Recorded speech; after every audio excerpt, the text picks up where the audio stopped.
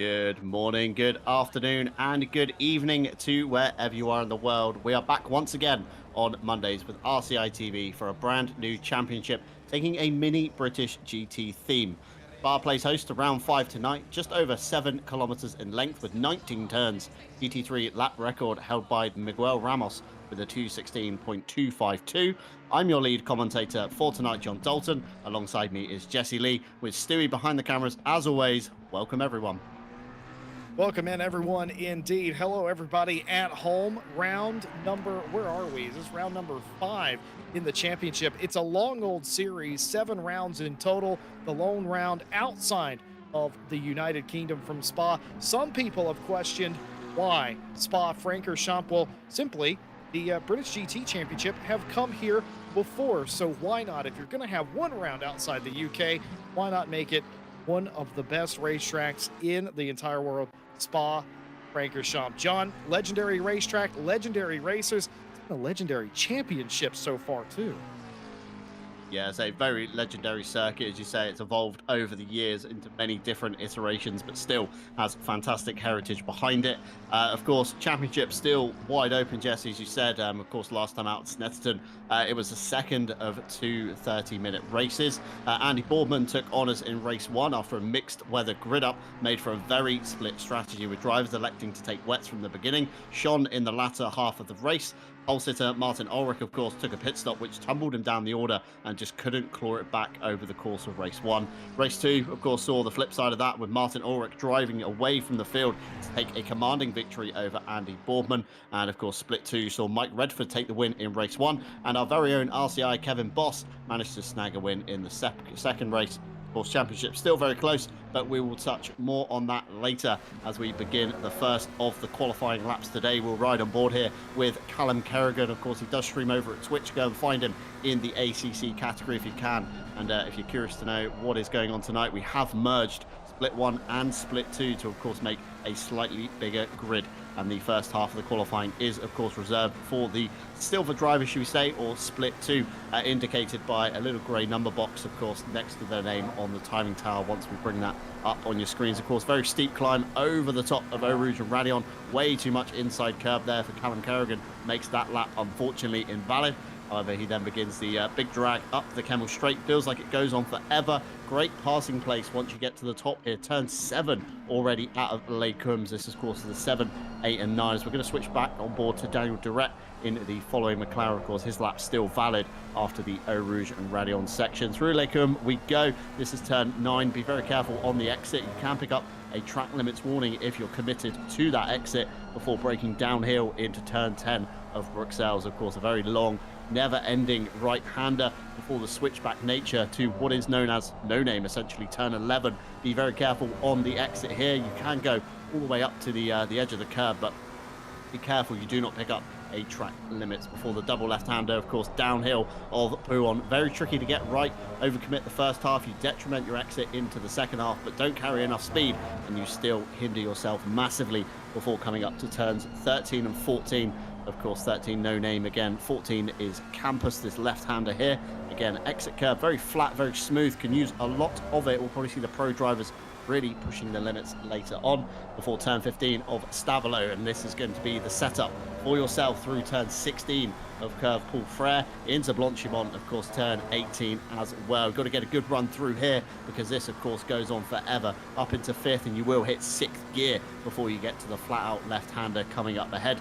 Be careful of aero wash, again, something that can catch you out in a racing format. Of course, losing all downforce in a very high-speed corner, not good for grip at all. Before now, slamming on the brakes, Callum Kerrigan there, very heads-up driving, getting way out of the way of Daniel Duret's McLaren to allow him to take the first kind of qualifying lap of the session. Clean run through the bus stop again. Be careful on track limits on exit. It's easy to push the envelope. And, of course, Daniel Duret straight to the top of the board with a 2:18.475, Jesse. I think the pro guys are going to smash that out the water, but a very competitive time for Split 2 and Silver.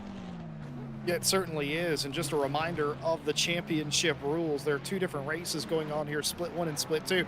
Normally we call it Pro and Silver for the sake of sanity in this championship. The white number background is the Split 1 class. The silver background is Split 2. We have combined them already in this championship. Once you will remember back at Silverstone, this is the second of those combined rounds. Why are we combining them? Well, simply because we can. You can only combine them, of course, if you have enough pit stalls. You certainly do at Silverstone. You certainly do here as well. And need I remind you, Silverstone didn't come off quite so well for both categories. There were many accidents afforded for both categories and enough blame to go around as well. Hoping a little bit quicker racetrack, a little bit more spread out here today, and we may be able to avoid such incidents, though I have been wrong before. Daniel Durrett out quickest with an 18.475, 3.5 tenths back to this man, Mike Redford, for the Mike Racing 95. Talk about an up and down season that the Redford car has had, looking to right those wrongs here today, and currently second in their class. Barr third in the 202. Many cars have yet to actually complete a lap in the silver class, or one that was valid anyway, I should probably say. One of those including this driver, Kevin Boss. RCI's on from the Wheelie Slow Racing team. 31 Lamborghini. There's a lot of experience here, John. Entered this car in the 24 here at RCI just about a month ago. Yeah, plenty of experience under the belt of Kevin Bosch, should we say, and the Wheelie Slow Racing team. Of course, race 2 winner last time out at Snetterton, so certainly with something to prove in the latter half of this championship. Yet to set a valid qualifying lap, although I don't think it'll be too long before we do see that. Of course, I think the pro guys can run, if I'm not mistaken, Jesse, up until the 11-minute mark. So if you, of course, cross the line with 11 minutes and 1 second to go, I'm assuming you can continue your lap, of course, around. Pro drivers can't leave the pits until the 10-minute mark, and in which case they should have the track all to themselves. So we should start seeing some very blistering times indeed. Mike Redford now coming up onto the back of Lee Kettle's Ferrari, the 962, I believe this is, ahead. Not too detrimented through the bus stop, although looked a little bit close on corner entry. Coming over the line now, Mike Redford does go to the top of the board with the 218.1. Closest driver we've seen yet to the 217 mark. And Jesse Lee, I just saw a flash of a V12, and I am very excited already. What year is it in ACC, right, partner? There's a V12 on the grid, and it's screaming around Spa-Francorchamps, but it doesn't matter to me. I love seeing it regardless. What a sound. A Jaguar also in there. Joe Dahlberg doing his part, doing the best for the boys back home. The R Souls Incorporated number 7 car. And we're just going to take a little listen to the Jag real quick. Oh, I just absolutely love that. What a fantastic sound. The unfortunate part, not necessarily the quickest car. You see the McLaren easily able to get up alongside and by down the Kimmel Straight, and that's going to be a tall order for Joe Dahlberg today. But you know what? It isn't all about racing good. It's about looking good. That did not look good coming through Lacombe that time. Was that contact? Was the car already sideways beforehand? But that was George Barr's McLaren that gets sent into the wall anyway. And yeah, I do dare say a little bit of contact there. Yeah, Rubbin's racing, as they say, Jesse Lee, but not sure with the big snout of the Jaguar whether he's just misjudged it ever so slightly on the Ferrari. But interesting thing to note on the Jaguar, it didn't even reach 6th gear, Jesse. It's still in 5th at the end of the Kemmel, so it's not even using its full potential at the moment. It's crazy. And speaking of course, unique cars, Charlotte Robertson here with the number 11 Lexus. It's another car you don't see all too often in competition. And as they round through into no name, essentially. Currently, we're yet to set a valid lap, so interested to see what that car did. And once upon a time, Jesse Lee, the Lexus was what was considered meta in kind of finger quotation marks, should we say, and it's certainly dropped off the radar in 1.9. And Charlotte Robertson, they're going very wide and retiring back to garage. No valid lap on the board for Charlotte. Of course, 11 minutes 40 to go. Not going to have enough time to get out, do a lap before the clock hits the 11-minute mark, when of course all laps need to be either finished or abandoned. Yeah, everybody now trying to get everything they can, and the only problem with doing that is sometimes you go over the limit. But you know what, if you've already got a banker lap in, why not go for it? Swing for the fences, as they would say here in the United States. If you haven't gotten a lap in, like Byford and some of the other cars we were just riding with Hutchinson, I believe, you really can't afford to do that. Otherwise, you are going to start way, way back in this grid, potentially even last. But for Byford, able to set the 9th quickest time, get them well up the grid. Richard Hutchins in the Garage 59 liveried car is one of those as well to set a lap. Looks like Charlotte Robertson's going to start from the absolute back, which, in a 40-plus car field might not be the end of the world, if I'm completely honest with you. Hutchinson still on a valid one, coming to the line. How far up will it put him? Certainly will give him a time, but just where exactly will it be? And it will be 12th place. And that concludes qualifying for the Split 2 group. Split 1 already out onto the racetrack. Well, some of them anyway are already out on the racetrack. John, we got two different championships, and since Silver or Split 2 just finished qualifying, let's go over the points for Split 2. Yeah, of course. Very long out lap at Spa, so let's quickly... Oh, no. We've got a bit of a traffic jam going on here, Jesse. Waiting for the 10-minute mark, of course. 10 minutes on the clock, 1-0. Let's go. Harry Conway looks to be the first driver out. Everybody filtering out with each other as well. The limitless speed drivers all kind of bunching up together in a line to give each other enough space, I guess, on that one. But let's have a quick look at the Split 2 stands. Is Richard Whittle at the top with 190 points. Mike Redford only 4 points behind with 186. 10 points back, George Barr, and just behind him, Kevin Boss. So super tight in the top four. A little gap now back to Martin Foster with 143. Joe Dorber has managed to amass 117 points in the Jaguar. Daniel Durrett with 99. Alexander van der Voda with 98, sorry. Callum Kerrigan on 85, and Keith Whittle rounds out your top 10 with 78. And moving on to page 2, Lee Kettle on 73, Trevor Byford just behind him on 72, and then Max Forster 1 point behind them on 71. Our very own Tim Ireland on 67, not present tonight, unfortunately. Charlotte Robertson, who we saw earlier on in the Lexus, on 47. Borski on 24. Hubaki on 23. Tom Bryan and Richard Hutchings, new to the sign-up, both on 0. And everybody else with a dash has unfortunately signed out of Split 2.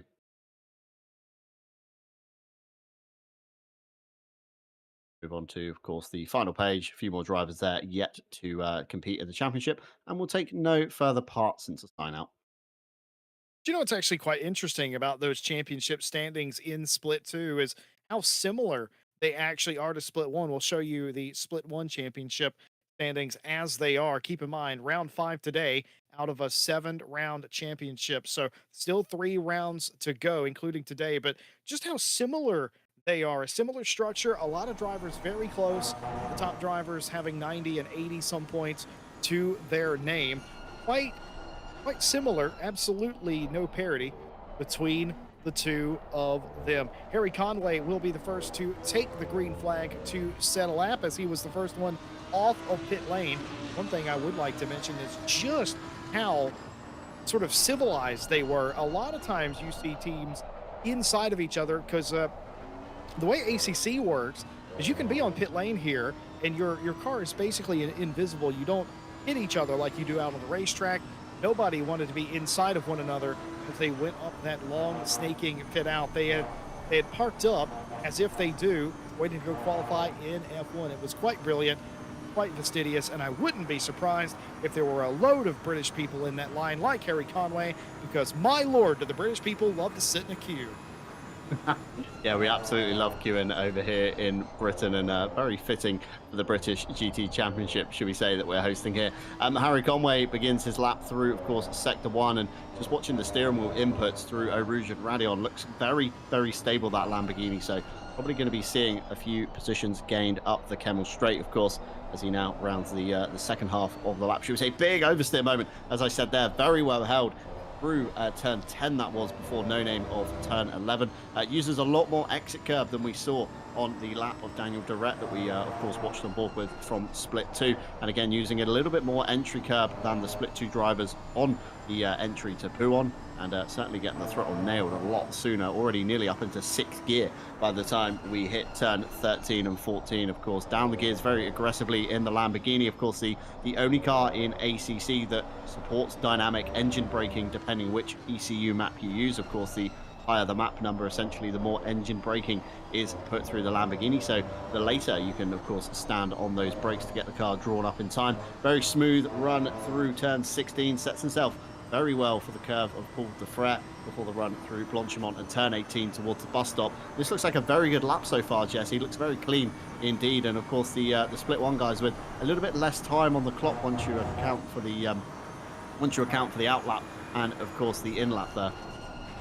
Yeah, at some point, Eric Conway for Triple R hasn't validated the lap. They didn't really abandon it here simply because they want to see sort of representative of where it may have been. And on top of that, they really can't back up because if they do, the 475 and all those cars will be right on their back door. As now, several of the cars coming across the line.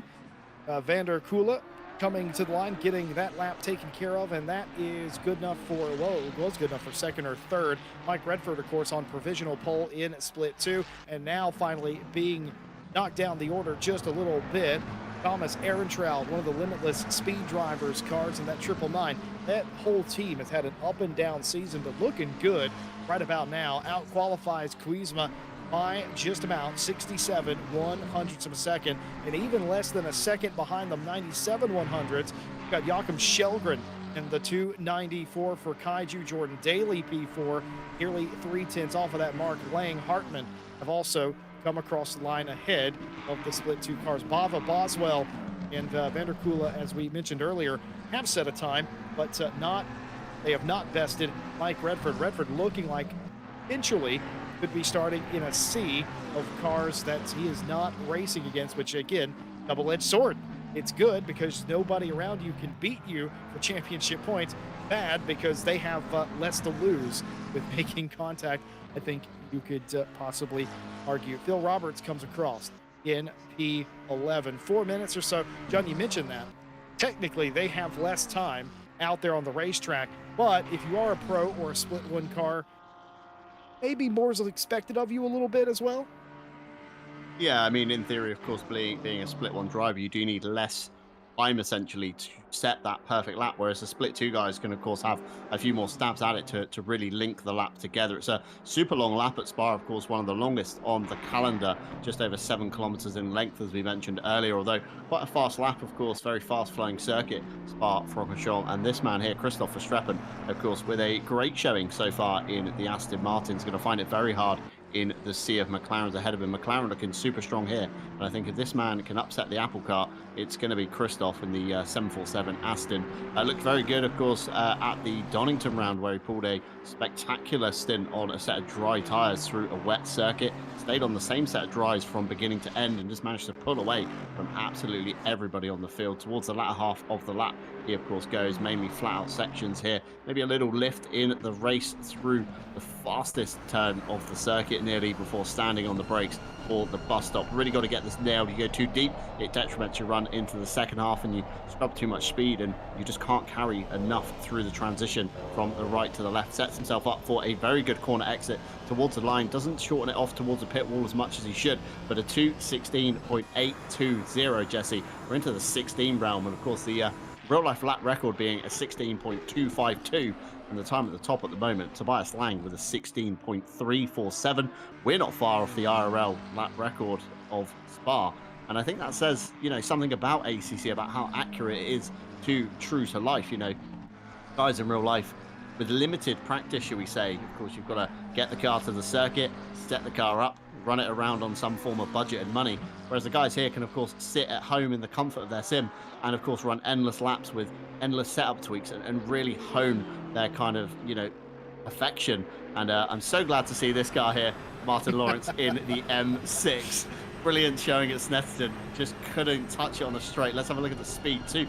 277, Jesse, at the end of the Kemmel before he stands on the brakes. That thing is going to be an absolute weapon through the first sector of this circuit.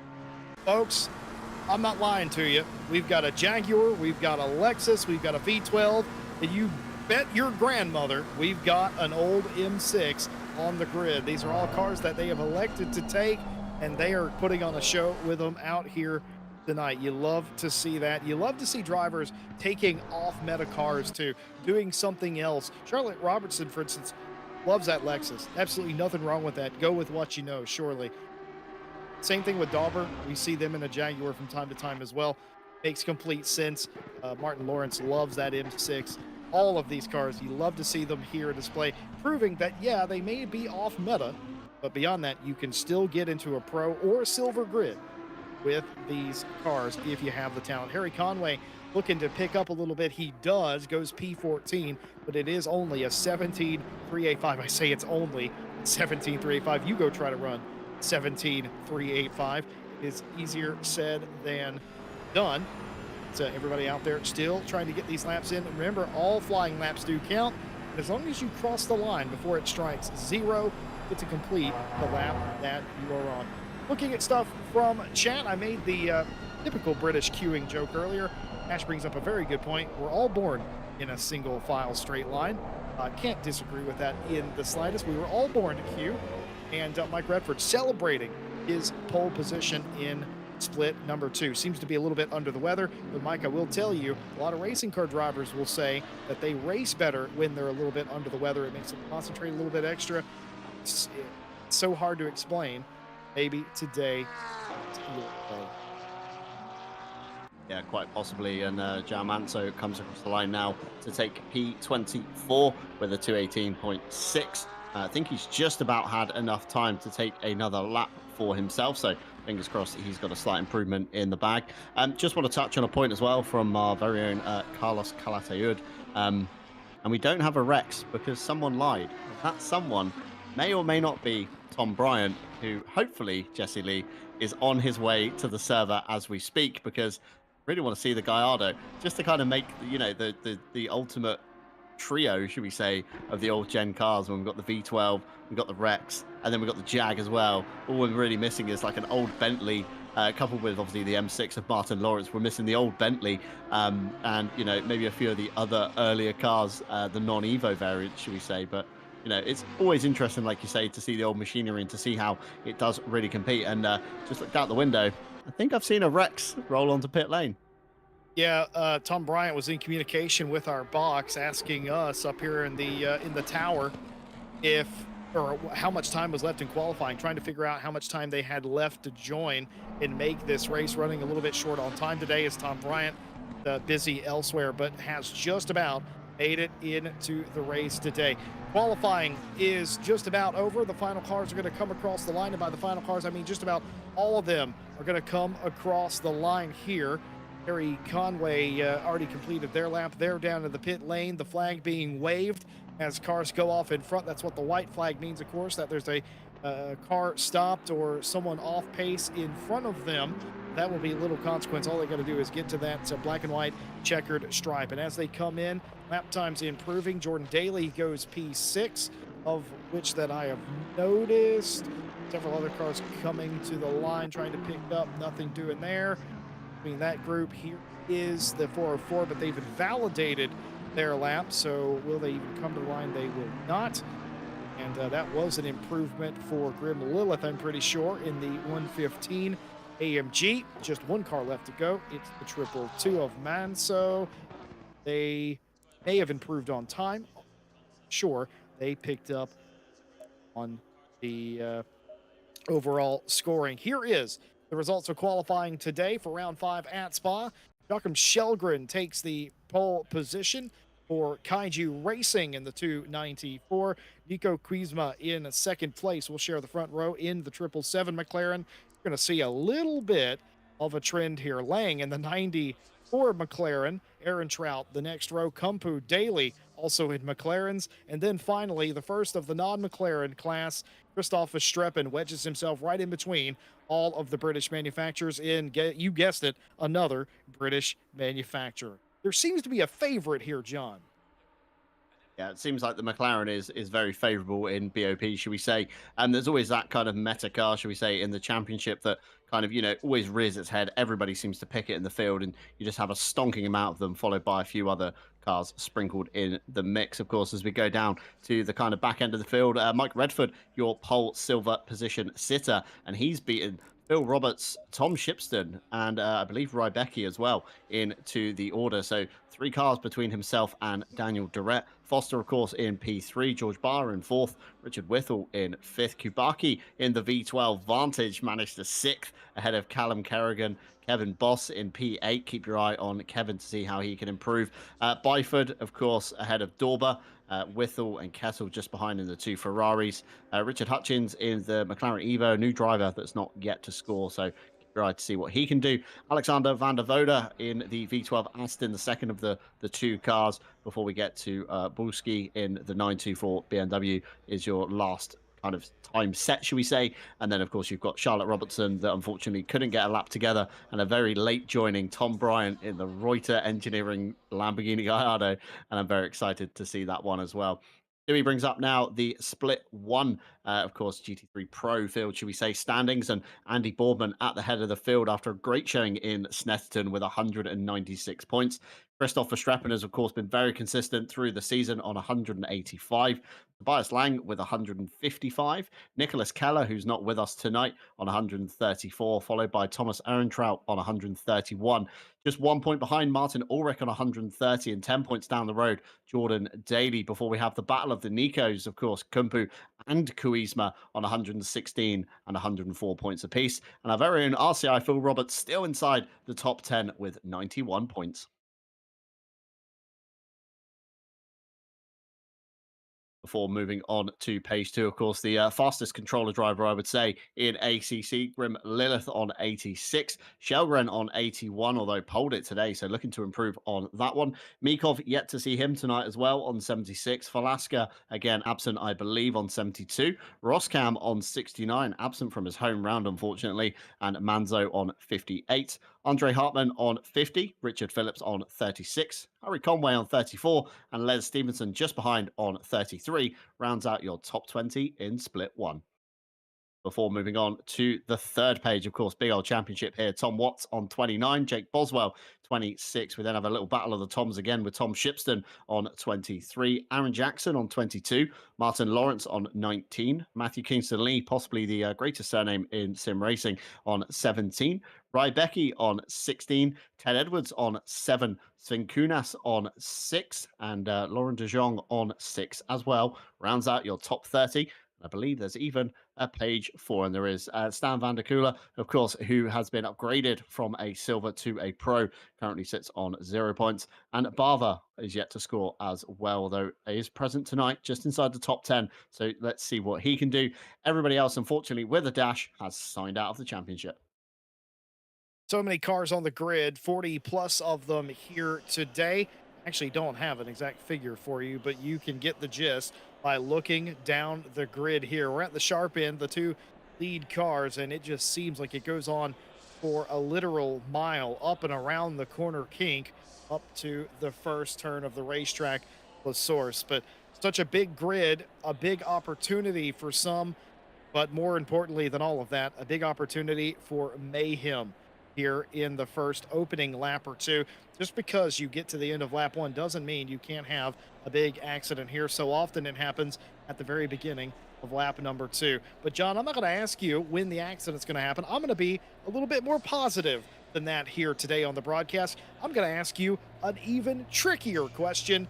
We've got a rider starting all the way at the back. We know that car doesn't have GT3 levels of aero, but what it does have, a really big engine, and it's really quick in a straight line. Starting outside the top 40 is Tom Bryan and the rider. No setup, no practice, joined late. How many positions will they make up by the end of lap number 1? Well, by the end of lap 1, that's a tricky one to put a figure on. It really is, Jesse. Of course, anything can happen in lap 1, as you say. Of course, the start line isn't the kind of Formula 1 line at the top of the grid. Of course, it's where the cars are gridding up now, and that's on the run down to Eau Rouge and Radion, sorry. Completely forgot my words there for a minute. But that's on of course, the run down the hill, and Tom Bryant even managed to cobble together a livery for today. No setup, but at least it looks stylish, let's just say, and he pulls away from the grid. P41, I reckon, I'm going to say, should it be a clean start, just inside somewhere the top 30, I reckon. And if it's a particularly messy start, I'm going to say, can he avoid it? Because, you know, we always see the big accidents happen towards the end of the Kemmel. Everybody typically filters 2 by 2 through Radion and Eau Rouge before getting to the end of the Kemmel straight, and that's when the elbows come out and the bumper cars begin into, of course, the Les Combes section at the top of the hill. So fingers crossed, like we say, Jesse Lee, for a clean start. And if they can make it through Lacombe, I think it's going to be a relatively clean race. Although we have seen in the past few races, Jesse, on this calendar, it all tends to kick off at the second sector more than the first. Yeah, it really does. They can get to the top of the Kimmel Strait, get to Lake Holm, and then Bruxelles is always an issue. You have cars that spin all the way through the Fagnes in Campus, and Stavilo also too. Going wide, rejoining is an issue. Blanchimont will be a trouble spot for a lot of people later on in the race, racing one-on-one. Also too, if you're in a line of cars, you get it wrong with Blanchimont, you can end up wrecking the car back across the racetrack and create absolute chaos. One of my favorite races I ever saw here had a spectacular incident involving Jordan Daly where they got hit so hard in Blanchimont that the car automatically returned to pit lane. It was an involuntary return to pit road. ACC had decided Daly has taken too much of an impact. We're going to take him back to pit lane. One of the most insane things I have ever seen. He got hit so hard, the game lost track of him.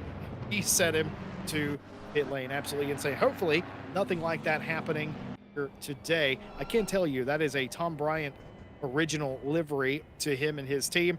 And by the way, I am also going to answer the question as well. Where is Tom Bryant going to be at the end of lap 1? I'm going to say he's going to be 28th place. Both going for just inside the top 30 there. So, great to see. And it's a very old looking car internally, very retro looking dash, something you see in the kind of mid 2000s cars, should we say, with the GT1, GT2 era. But yeah, great to see a little bit of variety on the grid and some drivers not taking it as seriously as they may do. And that's, of course, the aim of RCI, where you can come and have fun no matter your skill level. And of course, we do have a couple of events at the moment on the website, with Friday, of course, being our next slot here on RCI TV with an event.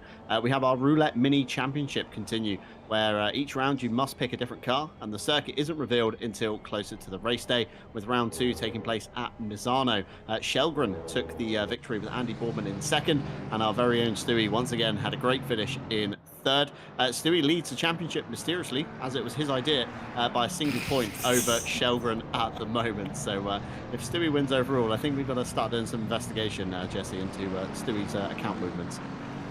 No, I just think it was an idea that was very entertaining, and Stewie will be the first to tell you he did not have the best car last Friday. He kept plugging away. He got a podium finish in the Friday Roulette Series. Folks, it doesn't get any better than this. 40 plus cars, 2 different classes. It's Spa-Francorchamps for an hour with a mandatory pit stop at some point in the middle. Get some popcorn, get a drink, buckle up. This is going to be a fun one. We've got new cars, we've got old cars, we've got absolutely antique race cars on the grid here today. Jesse Lee, John Dalton bringing you all the action from Spa-Francorchamps, round 5 of 7. Let's light this candle, partner. I can't wait to get going. Yeah, this is going to be one spectacular start as Stewie heads over the pit lane complex, through the paddock, down to what is essentially the start-finish, of course, for the GT3 cars. The laps are timed at the top end by the F1 pits, but the green flag drops down the GT style straight towards Eau Rouge and Radion. Very tricky start here. Of course, you've got to roll the car at 70 kilometers an hour, all the meanwhile while going downhill, and some cars, of course, sat on the brakes as well to get those turbos spooled and the heat through those Pirelli tires. As we come towards the starting gantry, we're waiting for the green flag to drop, and it does so. 1 hour on the clock, side by side, 2 by 2 they go down into the compression of Eau Rouge and up the other side of Radion. Can everybody make it to the Kemmel Straight at least safely? Looks like 2 to 3 wide in the background here. Looks like some spectacular scenes as cars run a little bit wide to avoid each other. Looking at the circuit map, we've got 1 or 2 cars off. The 157 and the 962 look very slow. They're displaying flags, and 2 by 2 into the Lacombe section go the split one drivers, and still side by side, Jesse. This is fantastic scenes from the aerial shots provided by Stewie. Looks like everybody just about makes it through. A few cars turn sideways. 1 car parked on the exit has a collision. A couple of cars bottle up behind it, and that, of course, allows the guys at the back of the grid to catch back up to the pack once again. Looks like the number 31 potentially involved in that one, as everybody now filters through No Name. Of course, the fantastic corner. It's great to get a pass on here if you can. You can really shoehorn your opponent over the curb to try and make the most of it, but everybody looks like they've kind of settled and calmed down. And as I say that, Another yellow flag just before No Name. Looks like for a car number 3 potentially involved in that one. Mike Redford, your silver pole sitter, of course, finds his way all the way to P18, Jesse. I think he's put a few more cars between himself and his nearest rival, Daniel Durrett, who's all the way down in P24. He's done a good job of maintaining it. Nobody around him in the silver class. If you're looking to gain a little bit of a lead, some breathing room in the championship, something that's not been afforded to anybody, you'd be looking no better to do than what he has accomplished. Tom Bryant all by himself has a spin, and that is not what you're looking for. So easy to do in that particular race car, the rider of all things, and he has spun it, so it looks like we're all going to be wrong based on that. A race for the lead. Tobias Lang trying to make the move on Shelgren. He isn't able to do it. Settles back into second place just as Kuzma arrives on the scene, and that will all but cap off the first lap of this race. Now, keep in mind, we had a number of incidents there on that first lap. I spied with my eye. Actually, no, excuse me. It was Sven Kunis who was spun round as they exited Lecombe. And I also saw down after Bruxelles before they ever got to Speaker's Corner, is what I call it anyway. Some call it No Name. Did see Harry Conway backwards as well. The 31 had gone around as well, has rejoined the fray. The 157 started way behind the field, and the 244 just most recently has spun out on their way getting to Blanchimont. So a very spirited race, no major kerfuffle, so to speak. Several smaller ones, certainly, though. We'll hope to bring you to the place once the action calms down just a little bit. Still racing inside the top 10 here. We've got pretty much everybody under a blanket. Andre Hartman trying to do their part and make up some spots. The same thing with Christoph Verstappen just in front of them in 8th place. Everybody fighting for every scrap of pace and place as Martin Lawrence in the old M6 beats everybody off of the corner and down the straights, but lacks just a little bit getting in as Jake Boswell for Kaiju Racing takes a look on Martin Lawrence, but thinks better of it as they enter the double gauche, or Pouon if you prefer, and Boswell not wanting to get involved, wreck somebody that he talks to on a semi-regular basis. Boswell has been quite good in his return to sim racing, I might say.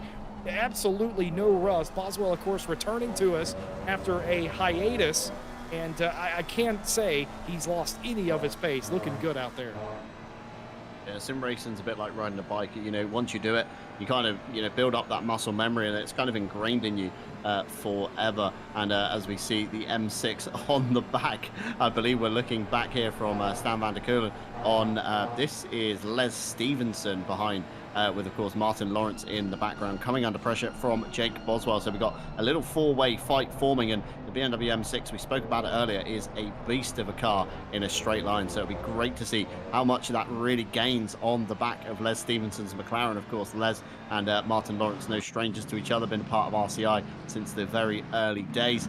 As we look to a race replay here, this is Nico Kumpu, I believe, on one of the limitless speed drivers. A bit aggressive in the bus stop. Daly comes along and wants to get through as well. So Nico Kumpu losing out on 2 positions for the limitless speed drivers. And we see here Les Stevenson and Stan van der Keulen going side by side through Eau Rouge and Radion. Very brave there, especially this early on in the race, and that allows Jake Boswell with a fantastic run towing along the M6 of Martin Lawrence. Just have a look from the helicam here. Martin Lawrence already alongside Jake Boswell, has nothing he can do. Martin Lawrence sensibly backing out of the outside move into Lecombe, allowing Jake Boswell to take the racing line and drivers filter through single file. But Mike Redford up into P14, Jesse. This is a fantastic drive from what is, in finger quotations, a silver driver.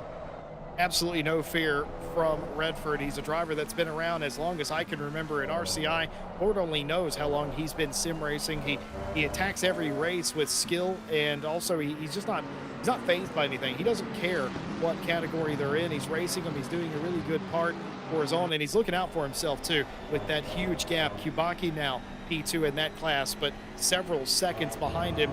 No real threat, as it were. Martin Lawrence continues around in P12 after the swap around with Boswell getting through. Looks like Ash in our chat got their wish for no damage to befall Mike Redford for once. Of course, matching with us, usually he has seen some of the races where Mike Redford got passed around like a beach ball at a Doobie Brothers concert. That has not happened here today, so wish absolutely granted. Carlos Caladian has joined us, not in the race controls box or on the racetrack. He is joined to point out every single time Tom Bryant ends up backwards in this race. Carlos is doing a great job with that as well. But the first couple of laps were very fraught. Now settling in just a little bit. I do believe I just saw the 244 car spin out in the Double Goshen. I believe they have returned that car to the pit lane. Yes, they are, in fact, 244 down the pit lane. Yeah, I've also seen a few drivers, Jesse, pitting from the lap one excursions, and of course the pit window, as you mentioned earlier on, is open for 30 minutes in this race. It's denoted, of course, by the timer at the top of your screen, so keep an eye on that one. Richard Whittle with a hip and shoulder check by the looks of it on Alexander van der Voda. Tried a very brave move around the outside, but just did not work. It's a very tricky corner to get a move on, and patiently waits before spinning the car around to get it straight back on the road again. So Richard Whittle with a ton of time lost. Martin Ulrich sizing up the back of Tom Watts. All the meanwhile, he's of course got Andy Boardman behind him in the Ferrari, looking to make moves after a little bit of a poor qualifying attempt from Andy, should we say. Just couldn't hook up the car for a lap, but Andy Boardman now up into that position. Martin Ulrich down into P17, and side by side Tobias Lang and Shelgren, both in equal machinery around the outside. Tobias Lang tried it, but no avail. Shelgren with an excellent defense, almost around the car, a little bit into the side. You see a few marks down the side of the McLaren. I think we're going to have a very expensive McLaren bodywork bill once again this week if this battle continues for the full 52 minutes. You see Nika Quizma there with a big twitch through Pouon, of course, with the aero wash. We said it earlier, Jesse, through these fast corners. Aero wash is a nightmare for these GT3s, and of course the McLaren relies very heavily on its aero. You see Kuisma there pitching it in, gets very close, gets very loose, corrects it ever so slightly, and just manages to hold on, but it does allow Jordan Daly through on the inside, and once again the McLaren train begins to form at the front, and now Kuisma is under pressure from Thomas Arntraut, of course, another limitless speed driver. You do have three of them in the race today, so maybe they can work together, Jesse, and get something done. Of course, the third car of Andre Hartmann all the way down in P9 at the moment, so the best shot is Lang and Earntrout working together to try and progress themselves to the top steps of the podium. Well, Jordan Daly is used to having to fight for positions at the sharp end of the field. He's no stranger to winning these things. He's no stranger to fighting for podium positions, but something strange there. He didn't have to fight anybody. Jordan Daly, the quickest car on the racetrack. That's what the magenta number on the left-hand side of your screen means. Meanwhile, he's called all the way back up to the leaders. Why? Because Shelgren and Lang are still beating 7 bells out of each other, getting incredibly close there on the F1 pit straight. Did they make contact better than somebody else than me to make that judgment call? Daly, though, has arrived on the scene with absolutely nowhere to go. We ride on board the Triple R McLaren as they head up the hill for this lap, and it's almost a scary moment, and he's just going to take it. Tobias Lang takes him at Aruj and Radion, and that makes Shelgren hit the brakes, and that allows Jordan Daly through. Here comes Nico Kuisma coming up into the fray. Right behind him, Aaron Trout and Kumpu still in it. It is a triangle of cars. Oh, and it's come undone. Contact here right at the end of the Kimmel Straight before they get into Lacombe. Several cars have gone off, and Shelgren has rejoined, but with damage and almost outside the top 10. He is now outside the top 10 from pole position to outside the top 10 for Kaiju. It's gone incredibly wrong as they all scrap. Lang takes the lead. Jordan Daly up to P2 and not breathing room between them with Kuisma in third. Yeah, very strange incident there. If you look up 0 to 0 in a dictionary, chances are you'll more than likely see that exact move happening. You know, Shelgren on the straight tried to mount a defense on the charging train behind him, just moved a little bit too much on the Camel, and that initiated contact and sent 2 cars into the wall. Let's have a look from the helicam again. Shelgren, of course, in the middle of the screen, darts right, then realizes he needs to kind of cover off the left. It looks like maybe the limitless speed driver on the outside. Not sure who that was on that one. Not seeing any big losers in my timing board, although still yet to update, I think, through the sector. So Andre Hartmann, of course, not the one. It could have been Thomas Earntrout. He was quite far up, and it was. You see Earntrout there shuffling down the order. The 999 has abandoned it to the pit lane. I think he's going to be calling it a day, as he's had a pretty hard lick into the wall. And let's just have a look, as something else happened on the lap back to the pits. He's yeah, he's just abandoned it, just turned into the corner and decided enough is enough. Not going to be able to come back from the amount of damage they've got. Of course, if you try and tie it into the pit window, you've still got a little bit of time for that one to open, and maybe just not worth the time. Andre Hartmann with, this is Barber, I believe, ahead to number 33, taking avoiding action through the bus stop. Just as we think it's all kind of calmed down, Jesse, it all kicks off again. Well, I wonder what happened here. Hartman making the move on Bava. Hartman up the inside. Is there going to be a hip check? There was contact there. That wasn't Bava just abandoning the line there. That has certainly upset that battle for the time being. It's unfortunate for Thomas Ehrentraut in that 999, was running fourth in the championship. Still had an outside shot of winning this thing today, though. We'll see that go by the wayside. Something that happened just a while ago in Bloshima, do not want it to fall by the wayside. The Split 2 championship, Richard Whittle, who had that accident, was leading the Silver Championship. Not as they ran, of course, because Redford was so close on points. He would have taken that honor anyway. Just as we see that, a bit of a scary moment for Redford. Oh, and he's gone off the racetrack. He's racing the old streets here. He's going to be able to jerk it back onto the pavement. He knew that was there. He used it to his advantage. He stayed off the curbs. He stayed off the grass. He lost some spots, of course, but he still rejoined in a safe manner. If he wins this championship, Mike Redford, that might be a moment you look back to and say, he could have lost it all right there. Just as I was describing, Richard Whittle losing an opportunity to continue to lead and control the Split 2 championship. Yeah, fantastic heads-up driving that was, of course, from Mike Redford. You've really got to know that road's out there to be able to use it, but if you do run off the road straight ahead at Lake Coombe, keep following it all the way to the wall, and you will find a slip road to throw yourself back into line. But be careful coming back in, because if you time it wrong, you can really cause mayhem for your rivals behind. As we look to the race start here with Grim Lilith, I think, in the centre of the picture. Not sure what had been picked up there. But Grim Lilith down currently in P23, mixing in with the silver drivers, should we say, of that area. And Andy Boardman is, of course, next in line for the attack on Mike Redford. Although you did say, Jesse, of course, Mike Redford losing over all position spots, but not losing anything in class. So anyone who's new to watching us here at RCI TV, welcome on in. It's great to have you with us. And down the side of the timing tower, you have two different types of numbers. You have some indicated by a white background. Those are known as the Split 1 or the Pro cars. And then with the grey number background, they're known as the silver cars or the Split 2. So it's all kind of done by pre-qualifying time, of course, which you can set over on our website at racerci.com. Head on over there if you're interested in joining us for any events at all. And of course, you may find yourself one day on the Split 1 broadcast, but it's all determined by your pre-qualifying time. As we watch Kevin Boss on the opening lap here. I think I know what happens here.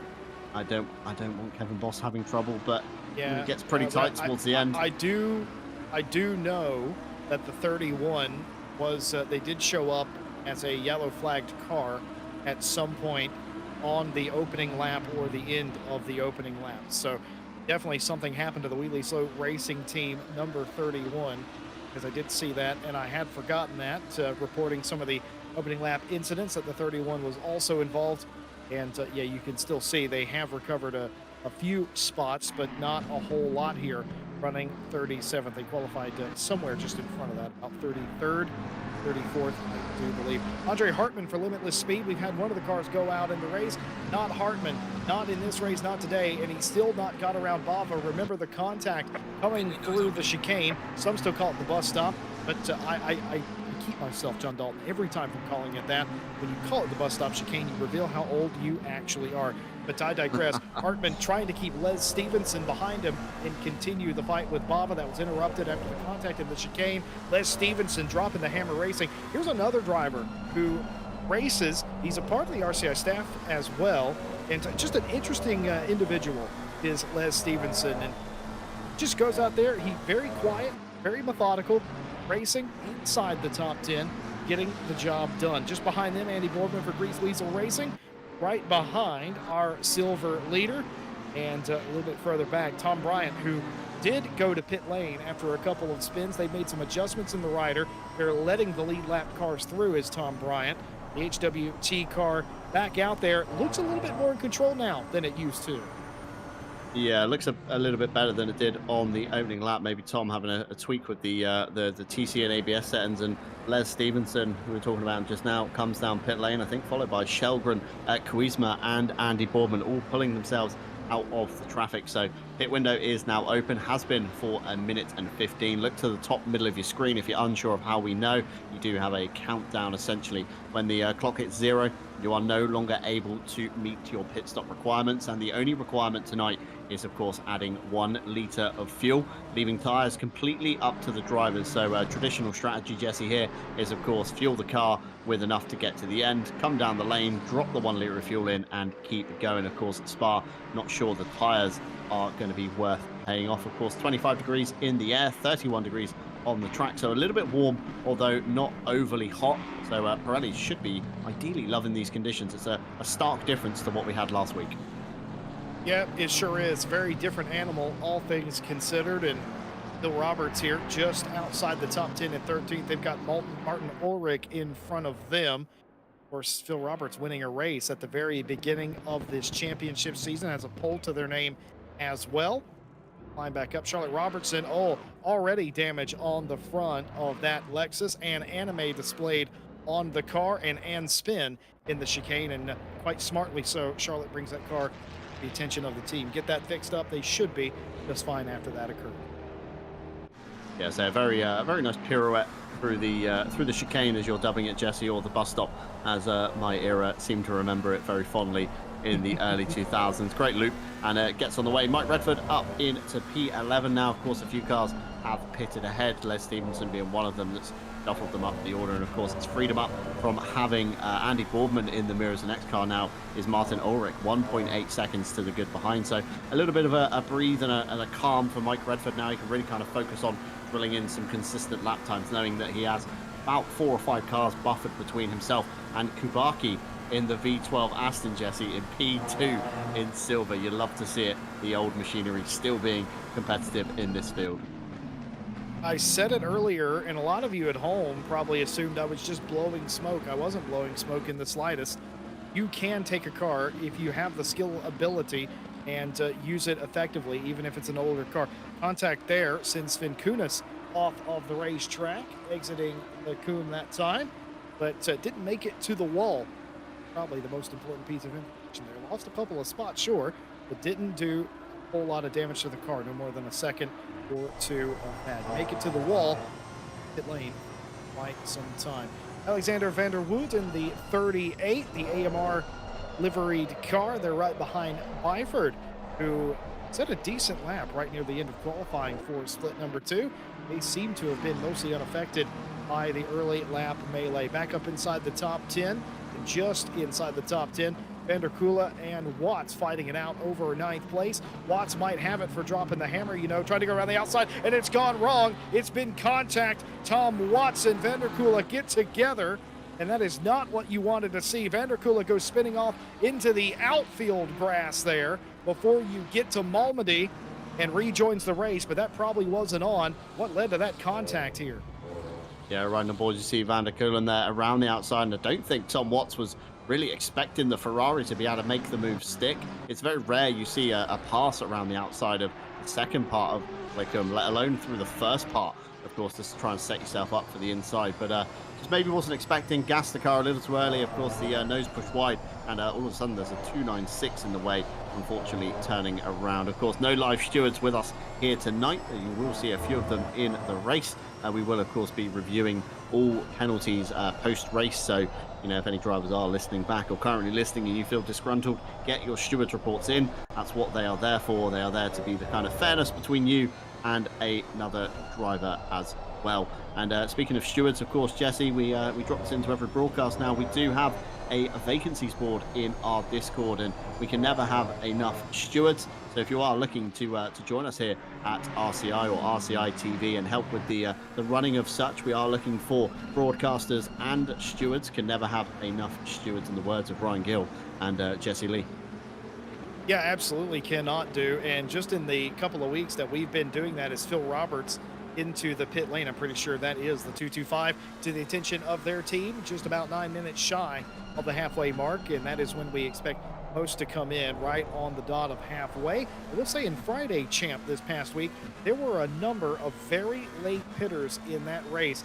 Quite interesting. That is not the typical strategy you would see, especially cars who have quite a lead. They would just come in as normal, but maybe a completely different set of strategy there. But we've been talking for the last couple of weeks about vacancies. We've already got a brand new steward.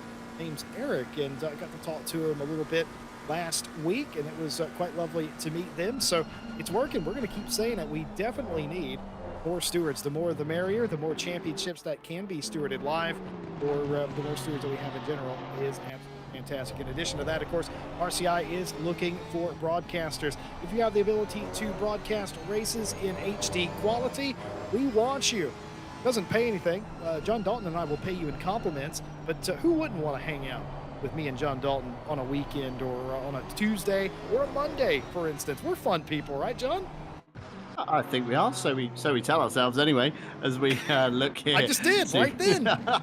As we look here to a bit of contact in the bus stop. That is Borski taking a bit of a beating there from one of the carbon fiber coloured McLarens. This could have been Shelgren, of course, in that livery, trying to hustle his way back to the front after the accident earlier on. Of course, has taken his pit stop and has just seen flash up Stan van der Kula with a stop-go 30. Can only mean one thing, Jesse Lee, and that's speeding in the pit lane. And what you don't want to do at Spa is come down that very long pit lane twice, especially in a 1 hour sprint. Yeah, even worse than getting a drive-through penalty for track limits, or a DT for minor speeding in the pit lane. A drive-through is bad enough. A stop-and-go 30 is not only the additional time sent down the pit lane, but 30 agonizing seconds sitting still in the pit box. That is the time it would normally take you to change the tires of the car, but of course you're unable to work on the car, and van der Kula has parked that car. They will take no further part in the race, as they may have read the writing on the wall. Don, you never want to see a car park it, but sometimes it is just impossible to come back from that. Oh, Phil Roberts, fresh out of the pit lane, has outbraked himself and had a contact into Bruxelles. Yeah, Borski taking another beating in the BMW M4. You know, but this is what happens when we mix the split ones and split twos. Of course, not everybody drives the same. People have different braking points, and you see there Phil avoiding action. Looked like he came in far too hot on the onboard, but it could just be a misconception of the camera. I wonder if Bruschi just was braking a lot earlier than Phil would typically do, and because he was sort of in the middle of the racetrack, didn't quite expect that to happen. Either way, Trevor Byford has had a huge accident, and that has led them to bring the car down to pit lane. Now, was that contact in Bloodschemont that led to that, or was that a single car spin? The car seemed to be damaged. I don't know what happened there. I'm being told that accident actually happened in sector number 2.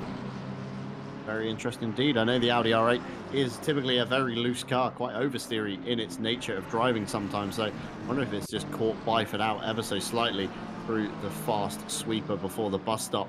You know, it's hard to say without a replay. Hopefully we can get something on your screens to try and figure out what happened on that one. But no contact being logged in the application that we use here at RCI. So quite possibly, Jesse just lost it all on their own, as Martin Ulrich is trying to seek the top 10 position, should we say, just inside overall. Of course, he is technically 10th in his class, although Greg Redford just ahead in the number 95. He's been fending off Ulrich for quite a while, a good few laps in between, 4 or 5 laps, I would say. The gap was up to 1.8 seconds as we see the 924 in the wall on the Kemmel Straight. Not sure what's happened here. Let's ride on board. Helmet cam down towards Eau Rouge and Ruddy on. Blue flag being shown. I think that's kind of overlaid from the replay bug. Way too much curb on the inside. Bounces into the wall at the top of Radion, and that's a hard lick, Jesse. That's going to be a lot of damage. You can already see the steering bent 90 degrees to the right just to keep it in a straight line, and that's going to be a very ugly car to try and limp back to the pits. Yeah, he is trying to do that for Medi. It's just been a horrible couple of laps, hasn't it? And that car is in pit lane, and I don't know if they drove that to pit lane or they returned to pit lane. It seemed a bit quick for them to limp that car all the way around. But rather beside, Medi Buskri into the pit lane after a huge contact coming through Radion. That went wrong entering Eau Rouge. He bounced over the curb. He hit the inside curb, and Radion into the wall like so many have done. Matej Bava continuing to fight their way forward, fighting Christoph Verstreppen here for fourth place. By the way, Jordan Daly in P2, the quickest car on the racetrack, the Speed Juice Fastest Lap Award being handed to them right now. They have not let Tobias Lane go. It's been under a second this entire time, 20-some minutes of racing. Just pacing him is Jordan Daly. It seems like Nico Kumpu has fallen just about a second off of Daly, so a nice little gap, a little air gap between the top three, but no more than 2 seconds. And then right behind them, this battle as Bava marches forward. Looks like Christoph Verstreppen, at least at this point, doesn't have an answer for them. And look at this guy. Yeah, Tom Bryant still circulating around. Managed to essentially get his way up to P37. And not sure if we can see the speed on the Rex dashboard. Looks a little bit ancient there. Can't see anything in particular. So not too sure how fast this thing is in a straight line. But great to see Tom Bryant still circulating after the dramas on lap 1, of course, forced him back to the pit lane. And we, of course, have P37 technically for Tom Bryant due to the cars that have retired. Of course, 41 cars started, 37 still circulating, and Tom is the last of them. So, you know, great to stick it out so far. And Les Stevenson having a little bit of a fight with Andy Boardman. This is 4th position overall, of course. Andy and Les have both pitted. So, you know, nothing to gain now in the pit stops. Les down into what is essentially P25 overall at the moment, although of course every single car ahead still yet to pit. So Shelgren is the first car on the road, let's say, who has made a pit stop. And of course with the accident earlier on, Jesse, don't think that's going to be an accurate representation of who is truly first. I think Shelgren's still going to be in about the top 10 by the time it cycles around in 17 minutes time. Well, a lot of battles going on the racetrack. This one could have ultimate importance later on into the race. The leader of the cars that have pitted, of course, is Joachim Shelgren in the 294. So despite their issues that they had, they're still currently the leaders of the cars that have pitted. Everybody else has to come in. Pico Kuisma, the 777 behind them. And those two cars are quite close together. And then right behind that, 4 seconds behind, in fact, you've got Andy Boardman and Les Stevenson fighting out in a second group. And if they don't shake a leg, Phil Roberts, I see the Kaiju car in the background, will likely catch them both back up. So after a couple of scary laps for Phil Roberts, or at least one scary Phil Roberts, he might be right back in it. In front of them, still yet to make their pit stop, Tom Shipston and João Manso race for P12, both in the pro class. Two very different cars, front-engined car and a rear-engined car going at it here. But that tells you at home is, well, they're going to be good at opposite ends of the racetrack for sure. Yeah, absolutely. So, you know, the Porsche typically very good in the corners, as we know, lacks very much on the straights, and the Aston Martin probably the opposite way around, not so good in the corners, but of course has the grunt under the hood to propel it out of the corners down the long straights between sectors at Spa. And you can just see there Manzo closing up quite a bit through the twisties, through Buon, and through turns 13 and 14 here. And it's, you know, great to see the kind of cat and mouse nature of ACC. We do see it quite a lot here on the broadcast. Of course, some cars suited better in certain areas than others, and you kind of get this cat and mouse back and forward where one sector, one car might be stronger and close up, the next sector it might go the other way, and then it's all up to the driver that can just find that 0.1 or that 0.2 of a second somewhere on their rival to get ahead. And at the moment, with the amount of McLarens in the field, Jesse, it's feeling a little bit like a one-make championship almost. Yeah, it can feel a little bit like that. That is unfortunately the current balance of performance that is at this racetrack. When we raced here earlier on in the year, we didn't have a custom BOP there, simply because the sim was updated quite close to the date of the race, within a week or so, I think it was. And the RCI management, those that do manage the servers and the events here, didn't feel right about imposing a untested custom BOP on people. Of course, in our normal weekly series, we never use custom BOP rather decides. But the point I'm making is that even then, right after the update occurred, it was not this many McLarens up at the front of this field. Surely they figured out something around this racetrack since then that it's given them even more of a boost. Yao Manso for RPMS looking for a move on Shipston. Doesn't quite get close enough. In the draft, was still pulling up in that Porsche. That's good to know. These are the new look Porsches. It's been like this for just about a year now. Porsches used to be absolutely nowhere in a straight line, but now these new cars can actually hold their own. They're not necessarily quicker than anything else, but in the draft, you can at least keep it all together. And of course, the Porsche is still excellent under the brakes as well. But the front of that Aston Martin for Shipston and Ground Zero still getting it done, hanging out just in front of them. Look at this fight. Richard Whittle trying to get themselves back into championship contention here. A couple of passes would do them wonders and might be all they need to keep themselves in the conversation. And they're trying to do just that. They've gained a couple since their incident. Yeah, so slowly climbing up the field, Richard Whittle and Kevin Boss involved there as well. Down in P32, unfortunately, being essentially lapped at that point. So Kevin's going to have a rotten championship round, one to probably forget if he can focus on the last couple of rounds. And of course, we do still have 2 rounds left of the calendar after tonight. Of course, Brands Hatch is where we will head next. This is, of course, next Monday. So this will be Monday the 28th in, of course, Europe.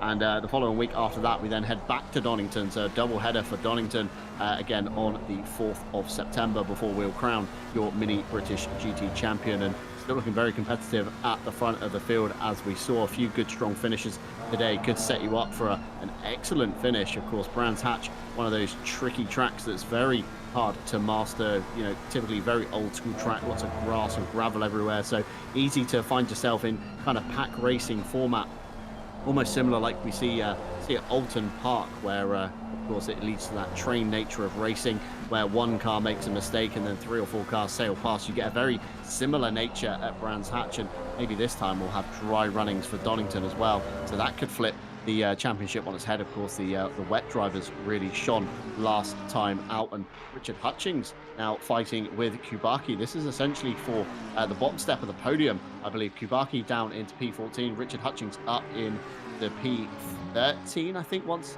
everybody gets shuffled through. Of course, Jordan Daly down the pit lane as well. Jesse, he's going to come out in some relatively clean air if he can get out fairly sharpish. The number 14 has just gone past on track, so Daly is going to be looking for a hard charge now to try and come back on that one. But it's great to see the V12 Aston still sticking it to the McLaren, Jesse, even the Evo version. I said it once, I said it twice, I'll say it a third time. If you have the skills, you can still use the old cars and get something accomplished, even in a strong strength of field like we have here today, with a lot of the who's who of ACC racing on the club level. Kubaki doing exactly that, showing us that, yeah, there's still speed in it, and especially if you're confident in the car, you got the right setup, you can still make this work. He certainly is doing that. Back to Jordan Daly for a moment, making that pit stop. That's a catch-22 for the 197 Triple R car, because they're 10 seconds adrift of Sven Kunis, which is the next car in front of them. They've got Richard Whittle behind them. That shouldn't really be too much of a threat for them, as there are 2 different classes, and obviously Daly, the quickest car on the racetrack. What I'm worried about is if more cars come into the pit lane, if things get shuffled up more, will he catch Sven Kunis? Will he catch other cars? Phil Roberts into the pit lane? And that can't be good, as they've already been down pit lane. What has happened here as we get up to Lecumbe? Not around anybody here. Does he just go deep? Nope, nothing. Oh, I see a wreck in front of him. That's Charlotte Robertson, and absolutely nowhere to go for race winner Phil Roberts, but directly into the front of Charlotte's car. That is going to be day done for the 225 Kaiju car, and what an unceremonious way to have that happen. Absolutely nobody's fault, a victim of circumstance. Yeah, very unfortunate there for Phil for the Kaiju racing. Of course, one round to maybe forget for the Kaiju guys, of course, with Shelrun with the earlier incident, and of course Phil Roberts there essentially kissing Charlotte Robertson's Lexus kind of nose to nose with the McLaren. It's not something you want to see. The 2 drivers ahead managed to avoid, but it's always, you know, if you're following your rival too closely, Jesse, you can be blindsided essentially into an accident. And most people at home will probably remember the famous Super GT clip of the slipstream down the Fuji straight, and then all of a sudden one car jinks out and it's got a face full of a slower spec car in front of it. Nowhere to go, nothing to do. It's just one of those unfortunate things, and unfortunately for Phil. He's found the front of the Lexus and decided to call it a day. Of course, heavy front end impact on the McLaren. The car relies very heavily on the aero rather than the mechanical grip, as Mike Redford, speaking of McLaren's, comes out of his pit stall to take his mandatory stop. He will, of course, be demoted to about third or fourth in the chain of silvers, although yet to pit ahead, of course, Hutchings and Kubaki on that one as well. Redford coming out of the pit lane. He was in the pit lane and he said something in chat. Might have done something. I'm not quite sure. Redford's trying to convey to us. I can't quite make it out because I'm an old man and don't have my glasses on. Callum Kerrigan has had an issue coming through Blochemann. I believe that was all by themselves in the 28 McLaren. But fortunately, didn't make it to the wall, didn't hit anything. The only thing they ruined was that set of Pirelli P0 tires. Now might be the time to make a pit stop. No, he hasn't done that, but because his tires are greasy, because his tires are flat spotted, completely overran the chicane as well. The Twitch McLaren not looking particularly planted after that accident. Les Stevenson still trying to hound drivers and get positions away. Now post pit stop behind Andy Boardman. Still trying to make that work. He's had a couple of looks, but he hasn't actually went into any corner with any malice or intent. Les Stevenson, almost more than any other driver we get to see on a weekly basis, John, Les Stevenson drives like a real race car driver. He'll peek out. He won't actually make a lunging move. He doesn't stab at inputs either. It's smooth. It's calculated. Just look at his steering. Most sim racers are jerking on the wheel. He's not doing that. Smooth inputs. He's taking care of his tires just like you would if you were at a club level event and you had to race them the very next weekend. You can't ruin your tires. He's very smooth, very calculated. Unfortunately for him, though, that means that he's going to get far less opportunities to get by Andy Boardman because he is not absolutely going for it esports style. But I got to say, Les, just a smooth operator 9 times out of 10.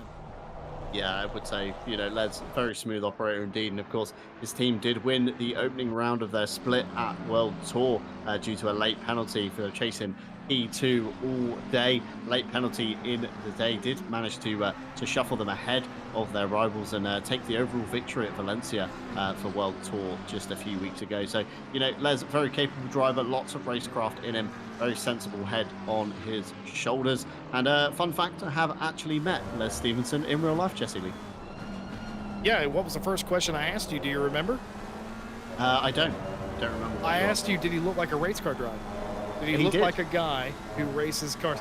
Because that again, I mentioned his driving style mimics a real racing driver. He is known to get behind the wheel of very fantastic racing cars. I'm not jealous whatsoever. Les Stevenson trying to make this work, trying to go around the outside. The outside now becomes the inside, and he's trying to make me look silly, and he doesn't quite get there, and he doesn't press the issue. He gets back in line, but it was a slow off the corner for Redford as he's going to try and stick it down the inside again. There's certainly contact that time coming through Bruxelles, but he's got it done. Les Stevenson out in front with a little bit of contact. He may argue that Boardman didn't give him enough room. Of course, Andy Boardman can argue Les Stevenson wasn't significantly, well, actually, it was the other way around. I've just realized Les Stevenson nearly got around Boardman, and Boardman was down the inside of him. Yeah, I said that backwards, but that's okay because you take my meaning. Andy Boardman will be saying that he was there. Les Stevenson will say you weren't significantly down alongside. Why did you? Yeah, it's one of those, isn't it? Racing drivers, we spoke about it during the World Tour race, Jesse. Racing drivers, they're never in the wrong. They'll never admit to the fact that they were the wrong party in any given instant at any given time. And I think we did have a first example of that on the World Tour. One of the drivers came in, I think it was Martin Ulrich from memory, the Danish driver of the BMW, came into the box and actually admitted fault for one of the incidents earlier on in the race. So the first time in history ever a racing driver has done that. Matteo Bava still on the back of Redford. Of course, this fight will not affect any championship points, and I think Redford's clearly seen that, and he lifts off very early to the bus stop and lets Bava through. Number 33, I think, overcommits and outbrakes himself, so it's going to hinder Redford slightly down into turn 1, although I don't think too much. The next rival to Redford is, of course, Foster, all the way down in P23 overall. So, of course, Harry Conway and Grim Lilith separate the silver driver and the next car on the road. Of course, Richard Whittle is way up the order, along with Hutchings and Kubaki, although yet to pit. So once they do take a trip down pit lane, of course, that should see them shuffle back behind Mike Redford, and Redford should, in theory, take the silver lead if all goes well. Nico Kuizma and Jake Boswell battling here in equal machinery. We said it earlier on, Jesse, it's very tricky to find a way past your opponent. And just look in the background, Shelgren in the 294 on a right old charge to try and come back, Jesse. He's really got the hammer down and going. As bad as the incident was with Joachim Shelgren, it hasn't been all lost on him. He's been able to get the car back going. Obviously, minimum damage considering what actually happened, or perhaps just able to deal with it, or it was fixed one way or another. Shelgren back into the fray, back into the fight, has a chance for more than decent points here today. One thing we didn't see on screen, but I can report, Rybecki has had a following for a second accident, and unsure if that was with another car or self-inflicted, but the Rybecki car has retired from the race. Ash is letting me know that they look like a jockey, and that would be obvious upon first sight. Appreciate that, Ash. Thank you very much for that.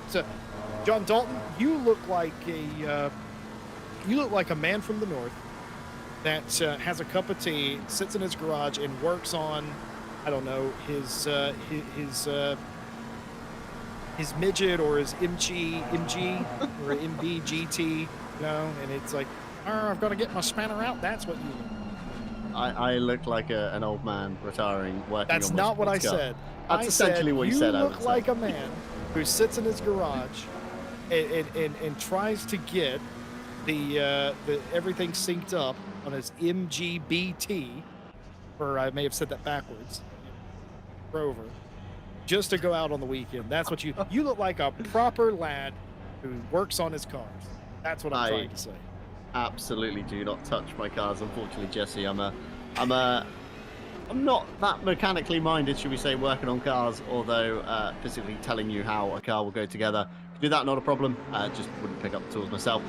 Martin Lawrence comes out of the pit lane in the M6, gets the turbo spooling and back on the road. He shuffled himself down to P10 overall, although a lot of cars still to pit. Oh, I say a lot. A few more cars still to pit ahead.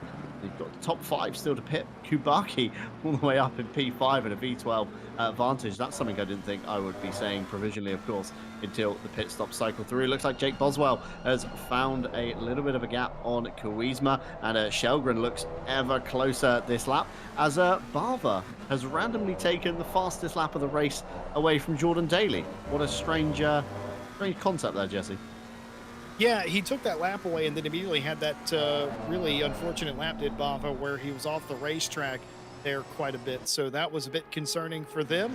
That's how they unfortunately celebrated setting the quickest lap of the race. But all credit to Bava for being able to do that this late to the race on these tires. I don't suspect anybody out there will be changing tires. So that is incredible pace out of a car who, at the time, was fighting for position. And just as I've said that, have been told that the 33 of Bava did in fact change tires based on his pit time, so that does make a little bit more sense, but even still, fighting for positions as they are in the middle of the pack, to be able to do that, quite nice indeed.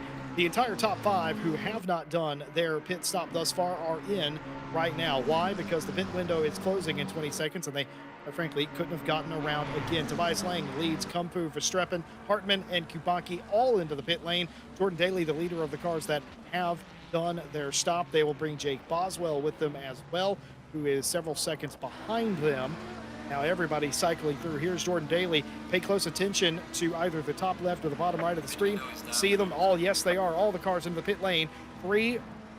Oh, just got to 3 there. A couple of cars exiting the pit lane. Here they are coming out. The top 2 runners. Does Daly get P2 back? He's going to have to go the long way down the Kimmel, and he's done it. He's got P2. Has he lost a little bit of time to the leader, Lang? He has, but only just.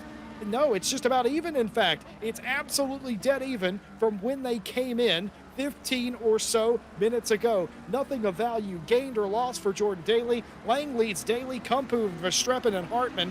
Your top 5 as Kubaki's still in the pit lane. That does make sense. They were a little bit further down the order, and that should result in Redford taking the lead back over. Redford reported to us in the chat they may have made a mistake in the pit lane. I suspect he was talking about his speed, but by virtue of him not getting a penalty, I think he just about got away with it.